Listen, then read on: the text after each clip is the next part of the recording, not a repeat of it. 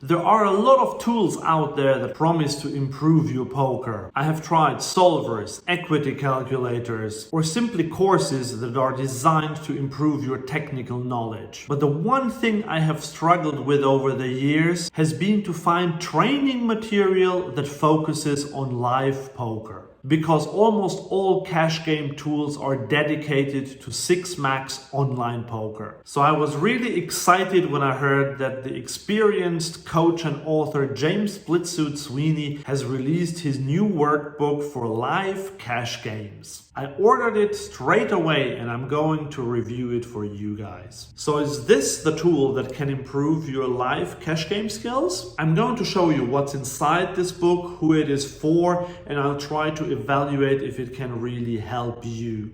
So let's have a look. That didn't work. Now.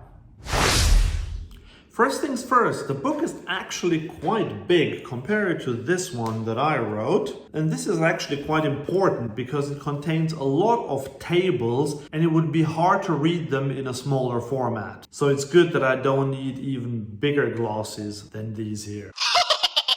But we don't want to judge a book by its cover, although I do actually like the cover of this book. So let's see what's inside. Oh, but one thing I'd like to mention, this is a completely independent review. This video is not sponsored and I don't receive any payments or kickback for recommending this book. All views expressed are my own. But now let's finally see what's inside the live cash game workbook. The 184 pages are mostly filled with some sort of mathematical problems. They reminded me of maths books in school, except that the ones in this book actually have a practical use, which I didn't always think was the case in school. Splitsuit has segmented the book into 11 chapters, each dedicated to one, usually mathematical topic. They start out quite easy with preflop ranges and build up to things like pot geometry and river play.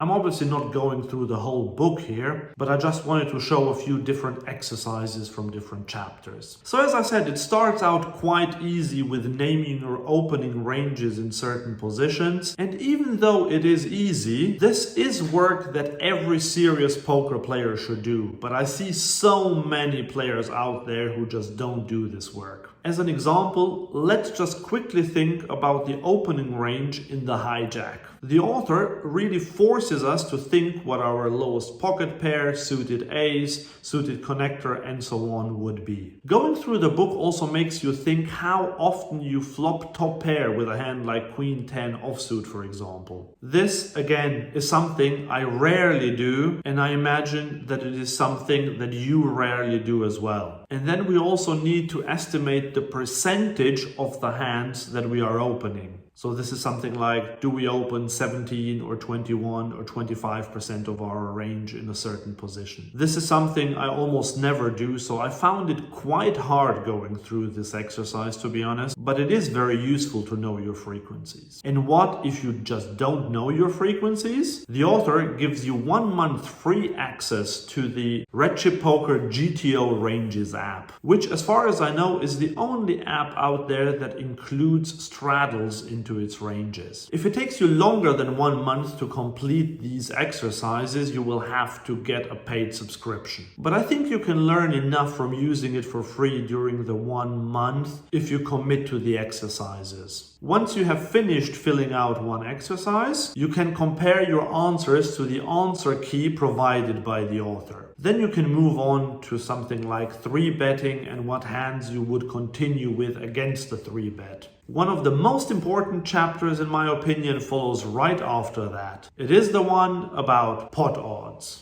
This one sounds quite mundane, and it is indeed not very complicated, but especially in live poker where nobody tells you what the pot size is, it is crucial to quickly calculate the pot odds that you are getting or the ones that you are laying to your opponent with your bet. For example, do you know what the pot odds are if you bet $200 into a pot of $360 and you get raised to $800? and what is the equity that is required for you to continue in that spot. I tend to make these calculations every time I play at the table, but even for me it was very useful to go through all these calculations while working through the workbook. And if you're not the type of person who does this when you are sitting at the table, then it is crucial that you actually go through these in the workbook. Here's another one, this time from the river play chapter. You defend your big blind with ace-3 suited. You check call both the flop and the turn on an ace-high board. And on the river, you face a $125 bet into a pot of $162. How often do you have to be good if you call here? Can you calculate that really quickly?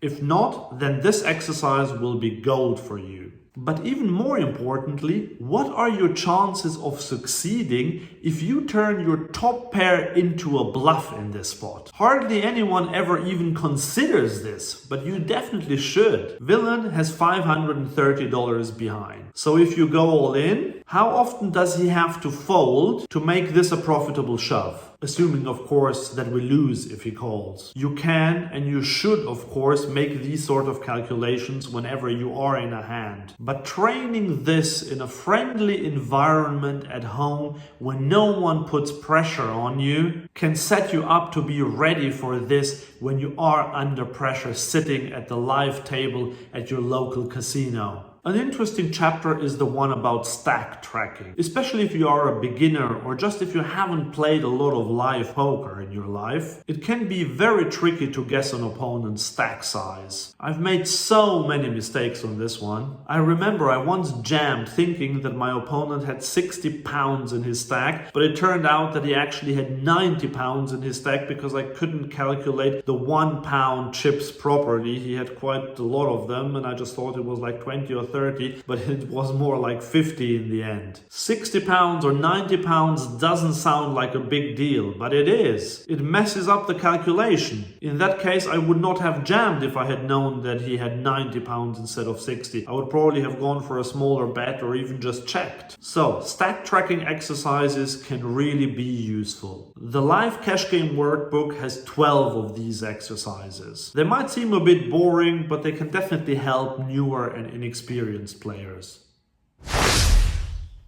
Another big feature of live games are multi-way pots, and the author doesn't disappoint. He offers a whole chapter on these. I like that Splitsuit includes hands where there are 4 players involved, even though he doesn't include the type of hands where you raise with your pocket aces and 5 players just flat call your raise. And this leads me to the one small weakness I have found in this book. It is quite theoretical. It's more of a live cash game version of GTO play. The author doesn't really include the wacky ranges some of the players show up with in live games. For example, the player who calls a 3-bet out of position with 4 deuce offsuit because he has a feeling that he will hit a straight. There's nothing wrong with that. I mean, there's a lot wrong with calling with 4 deuce offsuit, but I mean, there's nothing wrong with focusing on the theory as the author. I think it is very useful to train the theory, but just be aware that against your typical live player, a lot of the ranges used in this book might be way too tight. But I totally accept that it is very difficult to include these crazy ranges because there is just no pattern to them.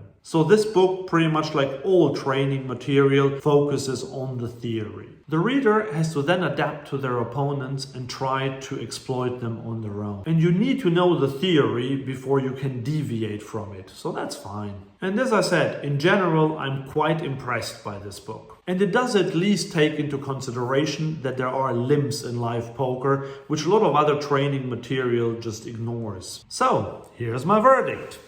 Who is this book for? As it says on the tin, or on the cardboard paper rather, it is made for live cash game players. Initially I thought it would be more for beginners, but now having worked through most of it, I can see that it's actually geared more towards intermediate players, although beginners can definitely also benefit from it. Someone like me, for example, who has played live poker for the best part of a decade, might not have to think too much about the opening ranges or 3-bet ranges because that is all really intrinsic in me. I know them by heart. But many of the pot odds exercises are still super useful for me. So unless you are an absolute crusher at 2-5 or 5-10 live, then I think you will benefit from this book. So will it really improve your game and therefore your win rate? Don't expect to automatically add a few cents or even dollars to your win rate. This is just not how poker works. But your theoretical understanding will definitely improve after going through this workbook.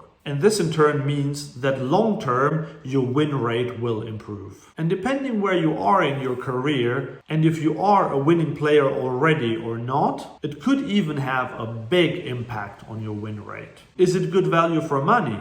The price tag is $39, which at first glance looks pretty steep. You can get a Shakespeare for $6 after all. But I wouldn't really look at this as a normal book. The Live Cash Game Workbook is more of a training tool in line with, say, Jonathan Little's Cash Game Masterclass or Carrot Corner's grade lessons. And compared to those, this book looks like a complete bargain. If you really dedicate time to work through this book, I think that it is very good value for money. If you're viewing it as entertainment or a cool addition to your library, then it seems pretty expensive. I have definitely found it useful, even though I haven't had the time to finish it yet. The work in this book is at times uncomfortable. And quite frankly, sometimes I'd rather go out and play poker myself than calculating pot odds sitting on the sofa.